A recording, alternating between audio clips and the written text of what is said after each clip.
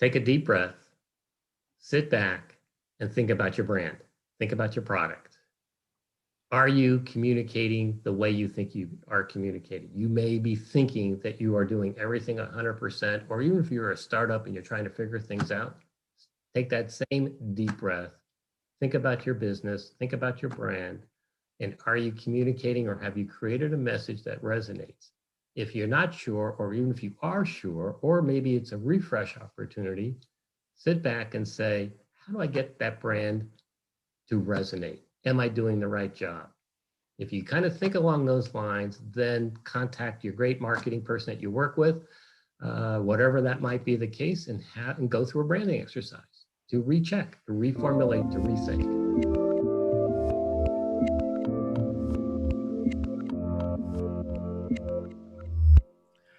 Hey everyone, this is Devin Miller here with another episode of the Inventive Journey. I'm your host, Devin Miller, the serial entrepreneur that's grown several startups into 7- and 8-figure businesses, as well as the CEO and founder of Miller IP Law, where we help startups and small businesses with their patents and trademarks.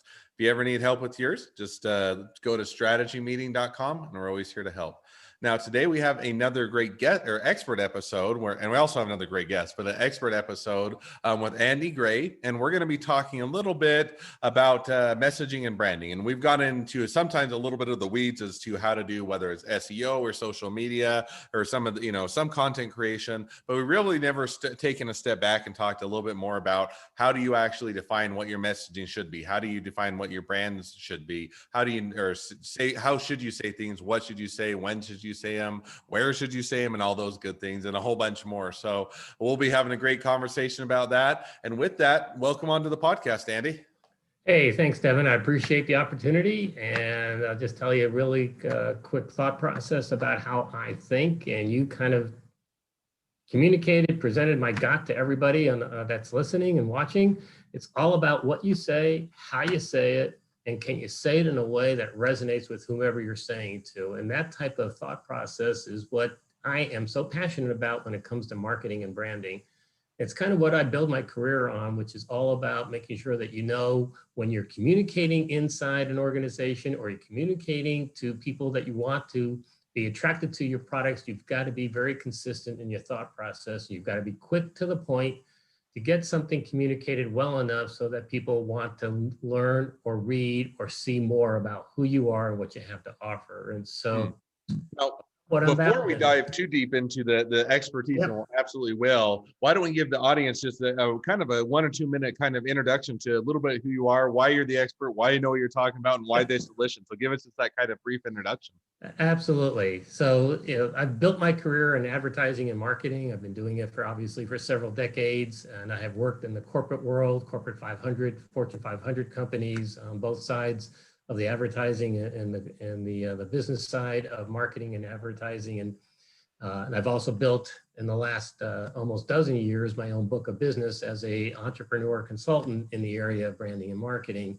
And what it really comes down to is there was one point in my career path where a supervisor of mine in the advertising business, where I was an account supervisor working on Nabisco cookies at the time, and in her evaluation of me, she kind of said, you really get along with the marketing people, our clients, all the brand people, and someday you might want to consider jumping fence and, and work on the marketing side, not the advertising side. And of course, I said to her, are you suggesting that I kind of need to look? Oh, no, you're fine. No, you don't need to look. But the reality is that she hit a chord. Because I socialized more with the marketing folks than I do with the ad folks, the people that I work with every day at the agency. And so eventually I switched. I jumped the fence and I became into the world of brand marketing and worked on a number of different brands in the area of vitamins and even the garbage business, et cetera, and other products like that. And I really focused on making sure that we're communicating clearly. And I took the thought process, and one of the things that I've always thought important is you got to make sure everybody's on the same page. And that is a challenge as I was growing into my career to convince people of programs to pursue. You needed to really be clear in your communication and what you wanted to accomplish. So that's how I kind of built a career. And then eventually I broke out and got into the entrepreneur side of business. No, and I think that's it sounds like an exciting and fun career, and a lot of twists and turns, and lots of things learned. So now, with all of that, it's kind of an introduction both on what we're going to talk about and a little bit about yourself. Let's dive right into it. So, one of the main things that we chatted a little bit even before the podcast was kind of taking a step back in the sense that oftentimes you want to push out your message. You want to get it on Facebook. You want to get it on Instagram. You want to get it on Google. You want to do this. You want to push it all, but you never necessarily think as much as you probably should put in time and effort on messaging and branding and kind of what the message should be, how you should say it. So if you're to kind of talking to a startup or a small business, it's just trying to figure out what their messaging should be, what their branding should be. How should they even go about starting to tackle that? What is that first step to say, here's what our brand should be, here's what our messaging should be? How would you go about doing that? One of the things that I always talk to my clients is, what's the first thing that happens when you leave a meeting? You presented, you've communicated what it is that you had to present. You walk out, what's the first thing that most people that you presented to are going to say? They're going to talk about you. Not the first thing is about the business that you presented. They're going to talk about the person that presented. Are you able to communicate clearly?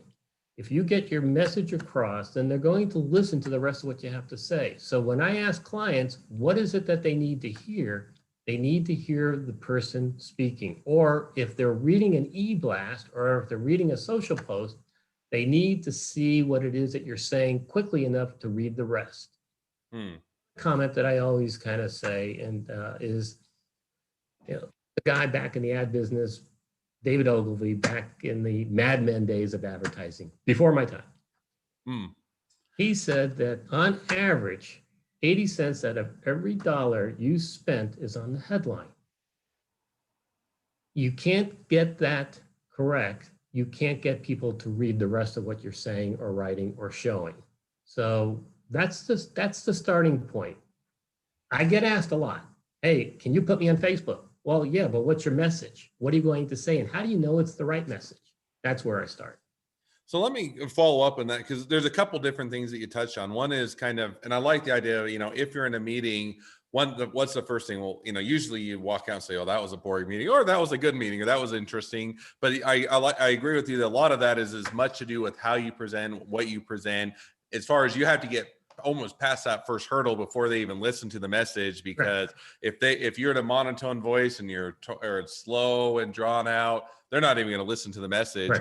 Right. But how do you, so let's say, just for an example, that I'm the world's best presenter, that I'm just, everybody is on the edge of their seat because I just have such a way about me. Then how do I start to figure out what my message should be? In other words, if just for an example, I get to where I can present well, how do I figure out what that message should be, or how I start to convey that message? It's all within the same thought process. It's, I'm not preaching necessarily is how to be a great presenter. What I'm preaching is how to get a good message across. And so if you're communicating clearly who you are. So the first thing that I always work with my clients is tell me about you. What makes you you? What are your passions? What's your motivations? What makes you get going in the day? What are some of the things that you get so excited about? What are some of the things you don't like to do? Not everybody has. I've worked with a couple of clients, one who's, speaking manners, I have to lower the volume of my computer to listen to him because he speaks so loudly and so aggressively. And then I was working with somebody else most recently who's very quiet. So it's not a matter of style. It's a matter of getting to know who you are. And if you get to know who you are, then that's the first part of your message. You might have the great product. You can now talk about it. But if you are passionate about it, if you're excited about it, if you're motivated about it, no matter if it's a soft tone, large tone, whatever, the tone doesn't make a difference. What really makes a difference is, are you communicating who you are? That's the first part of branding. Now, another example that I always use is, okay, well, you go to a Starbucks, Starbucks is the message. You're going to Starbucks because you want a relaxing coffee environment. You want that the taste of the Starbucks coffee, but people are behind that message. People have created that message so that people at the store are now communicating that message through the work that they do, the product they serve, the environment they present. It's all part of that messaging that starts at the beginning. So it doesn't have to be you or I talking to somebody. It could be a brand talking to you. Mm. No, and I think that definitely makes sense. So now, kind of diving into a bit of the, kind of how, what, when, why, and those type of things. It's one takeaway, it sounds like, and correct me definitely where I'm wrong, is that first of all, you kind of need to figure out what you're passionate about, what excites you, and then how to convey that in a message. Now, so let's say you kind of figure out how to say that, then, what are the words, or how do you figure out? So you figure out what you're passionate about. Now, how do you find the words to say it, or the imagery to say it, and where to say it, and when to say it? Who's your customer? What is it about your customer? Why would they become interested? Why are they interested in your products? Why could they be interested in what you have to say? Really understanding the customer's buying journey. When you and I go buy a laptop at an electronics store, we go in, what have we done already? We have done our own research. We have Googled it to no end. We read reviews on one laptop versus another top. Then we go into the store and maybe we talk to a salesperson, or maybe we're on our phone looking for more research information. So understanding that journey, I'm coming in, I think, well prepared to make a decision, but maybe I need a salesperson to kind of egg me on. Same thing with a brand, whether it's Starbucks or Coca-Cola or whatever it might be. It's what helps me to understand the consumer side of things. Why do I make a decision? How do I make a decision? Understanding how that happens, making sure you choose the words that they need to hear. Think of the example you and I talked about before getting together now was, okay, I need to drill something. I need a 3/4 inch drill.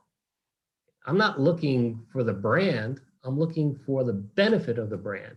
Oh, that brand will allow me, that drill is going to make a perfect 3/4 inch drill. That's what I'm looking for.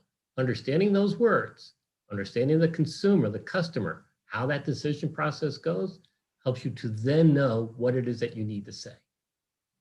No, I think that definitely makes sense. And I think that too often we almost focus on the what. Hey, we sell drill bits. And I like that example because you're saying, okay, we sell drill bits. Everybody sells drill bits. And if all you do is say we sell drill bits, you're gonna be the exact same as everybody else. You're gonna become a commodity and your message isn't gonna stand out. But if you can convey, hey, no, this helps you to drill the hole that you want to drill, and it helps you to get through the material you want to get through. And it works well with your products or your drill bit such that it's going to be a good experience, and start to convey kind of more of what they need or what they're looking for as opposed to just the product. I think that definitely resonates better with customers. Yep. So now one question I often get is especially as a startup or a small business, sometimes they don't know, or at least they don't think they know, right? In the sense that they're saying, I don't, I know what my product is. I know why I'm passionate. I know why I'm excited, but I don't know if I exactly know my customer. I know my client, or I don't know exactly what that experience will be. I don't know how do you go about kind of figuring that out so that you can better craft your message to the customer if you're early enough stage that you don't exactly know what that experience should be or what the customer is. It's a competitive analysis. Some of the basic principles of marketing is knowing the marketplace that you're in, the gaps that exist in the marketplace, and whether or not or how your product or idea or service fits into that gap or solves a problem in that particular marketplace. Part of that process is knowing what's out there, knowing the different brands that are out there, the different your competitive frame, the different competitors that are out there. Understanding how they communicate, what their products and services are, how do they present themselves, understanding all of their pluses or minuses based on how you're evaluating them helps you to understand potentially where you fit. I've also been asked, okay, well, what if there's no competition? Well, there's always competition. The number one competitor is the consumer, because if there's nothing out there specifically for what you have to offer, you still have to convince the customer, the consumer, to buy your product. So there's competition because that person's frame of mind is somewhere else. So understanding that thought process, and you can conduct that through online research, you conduct that through primary research, focus groups or quantitative research, or sometimes what I suggest to clients is, okay, here are, give me a list of 5 customers who you like, who do business with you. Give me a list of 5 customers who don't do business with you, turned you away, and let's talk to them. Or let somebody talk to them, because you can't talk to them as the owner of the business, because they're not going to tell you exactly 100% of everything because they don't want to hurt your feelings. That's usually what happens in research. But if you get a third person to contact these customers, you're going to find out information about why they like you, or they like you, but they don't like you a lot. They love you, you didn't realize they loved you. Or here's why 3 or 4 people didn't choose you. Maybe it's price, maybe it's value, or I like what the other company that I chose better. Well, why do you like them? So if you kind of do that type of customer research, understanding that decision process and how they went about it, all that information bakes, it's sort of like that puzzle. You start to put the pieces together. No, and I like that. And I kind of would clump in, if you have a business owner, first of all, most business owners tend to get defensive if they get bad feedback. They want to argue with them rather than hearing the feedback. So it's always better to get a third party, and also talk to customers. Because if you ever talk to family or friends or anybody else, they're going to be too nice to tell you. Right. Or they're going to be way too critical. And either way, it's not that helpful. One question I didn't necessarily intend to ask, but it raised as you're talking through is, what I would have thought about if I was a startup or small business is, I don't know if I have money to go hire a formal, study. I don't have, a whole bunch of, resources to go hire third party, fly people in, do lots of surveys, do market testing. I would love to, but I don't have the money. So kind of if you're looking for, I guess for lack of a better word, a budget friendly or way to approach that and say, okay, I can't do it myself. Should you have an employee do it? Should you ask a friend to do it? Or how do you go about on, maybe on a bit more of a shoestring budget, or if you can't have a formalistic third party that does the surveying, how do you start to at least get an idea? Well, a lot of it can be done. And obviously we both deal with a lot of startups and a lot of small businesses that obviously don't have the same type of budgets. And any of the things that I've talked about can be managed relatively efficiently. But under those type of conditions, what I have done with clients is I've been the one who's called a couple of customers to kind of talk as part of the service that I offer. Or you spend time really analyzing what people are doing on Facebook, what people are doing on Twitter, what people are doing on Instagram, what people are doing in their website. What are their website? What are they talking about? You can discern a lot of information. You can identify the keywords that other customers, other competitors are using, and adopt those types of thought processes to the work that you're doing without having to spend a lot of dollars on the consumer or market research side, and still feel comfortable enough that you have something to start to work with. The other part, and you probably have heard this from many other people, A/B testing. You should always be testing, and A/B testing is testing one idea against the other, making sure that it's a singular idea that you're testing. It could be the body copy versus another body or another art design, or it could be the headline testing, et cetera. Doing that type of testing can also give you information to help you efficiently manage how you go about the whole process of marketing without having to spend a lot of dollars. No, and I love the idea of A/B testing. And I think that sometimes you just, temptation is you find what works and then you stop testing it, or you find something that kind of works, but you never really know if it's working well, if it's resonating, or it's just working well enough that it convinces some people to do sales. So I always love the idea of continuing to A/B test, figuring out how to optimize it, how to make it better, and how to adjust it, because that can have a bigger impact. And as soon as you stop testing, you don't know if it can resonate or if it would be better because you've stopped, and that type of a thing. I remember one time, not to interrupt you, but I mean, it's just a story I like to tell people in terms of how to kind of understand to do it efficiently. I was working, years ago, trying to convince an organization, looking at email marketing as an example. And they weren't, the CIO of that company wasn't really supporting it. So I sat down with him And in the course of it, I said, open up your email. Of course, he had it open. I said, well, is there any of those types of what you call spam emails that you open? Well, I opened this one. Oh, okay. Why'd you open it? I like the headline. Oh, okay. Any of those blue things, you call them hyperlinks? Of course, he laughed because I know what hyperlinks are. But yeah, I didn't, I clicked that. Oh, okay. Did a sales guy call? Did anybody call from that company? No. But you know what? Now that you've asked me, I opened up this other email, and 5 minutes after I clicked the link, I got a call. And he stopped and he realized A/B testing, what companies do to get you to understand what they have to offer. There's a headline that the guy liked. There was a link that he was interested in, and that's how you learn. And that became a supporter of my program too.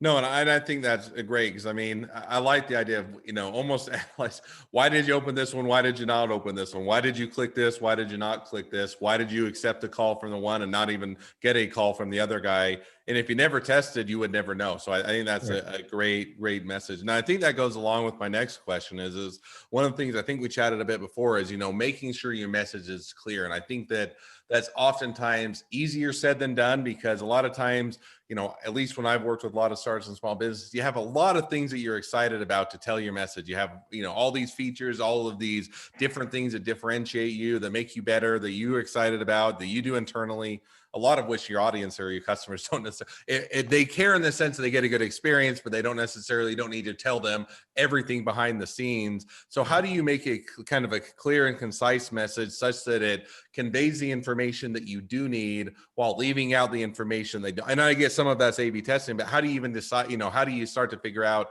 what information to clearly convey, and how do you make that consistent so that it comes across as this is why you should come or work with us? That's a great question, and it's one of the many challenges that you kind of deal with on a day in and day out basis. And if you go through a branding program and you know what it is that you communicate or what your products and features are all about, you've created keywords and key messages. You have what's called the value proposition, which is marketing 101. What is it about your product or service that makes a difference in the marketplace, et cetera. But you also have underneath all of that keywords and key messages that can be used to communicate your story, as long as that story that you're communicating is what the customer needs to hear.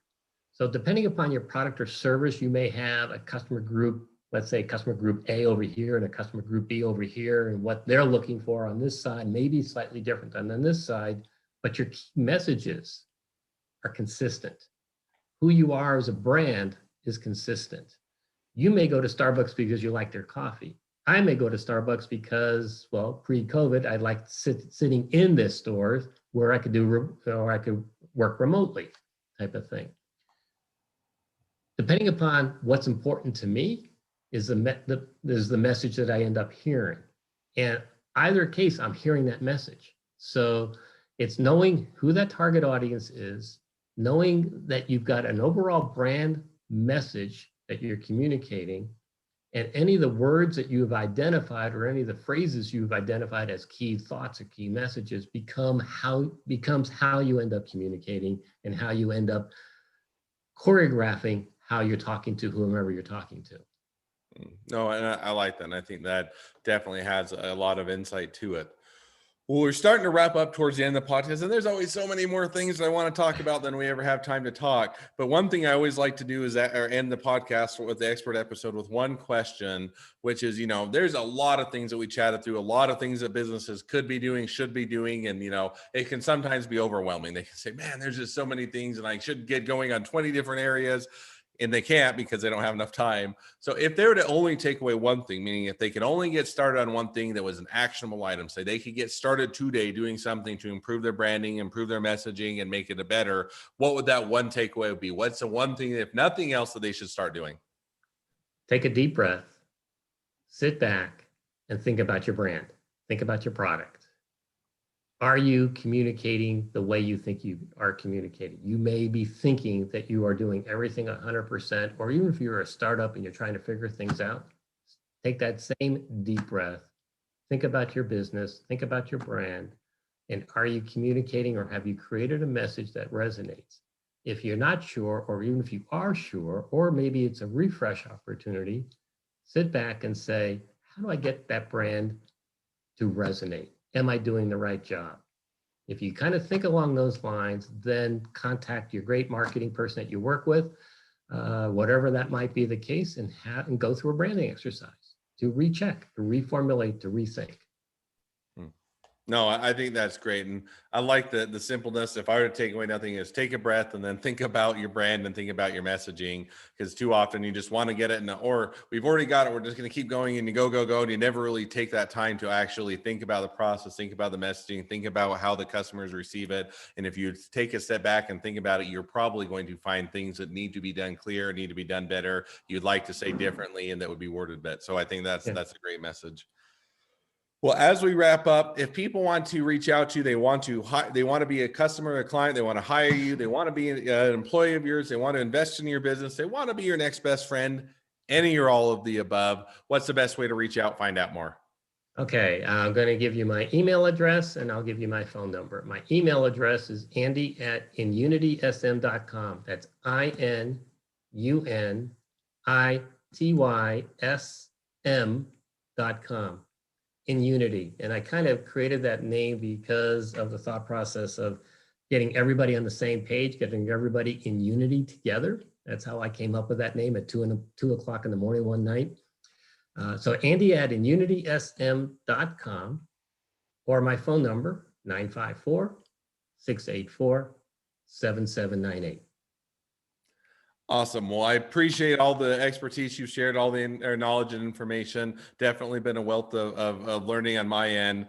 Now, for all of you that are listeners, if you have either your own expertise to share or you have your own journey to share, feel free to apply to be on the podcast and just go to inventiveguest.com. We'd love to hear your story or share your expertise. 2 more things as a listener. 1, make sure to click subscribe in your podcast player so you know when all of our awesome episodes come out. 2, if you can leave us a review so everybody else can find out about all the awesome episodes. And last but not least, if you ever need help with patents, trademarks, or anything else, just go to strategymeeting.com, grab some time with us to chat. Thank you again, Andy. It's been fun. It's been a pleasure, and wish the next leg of your journey even better than the last.